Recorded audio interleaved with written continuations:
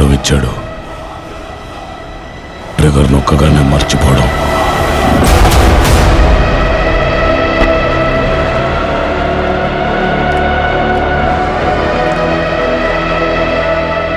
నిద్రపోయినప్పుడు నా కల్లోకి నేను చంపిన వాళ్ళ ముఖాలు రావు.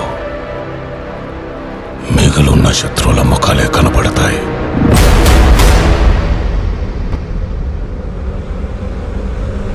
పొరపాటున కూడా నా కల్లోకి రావద్దు.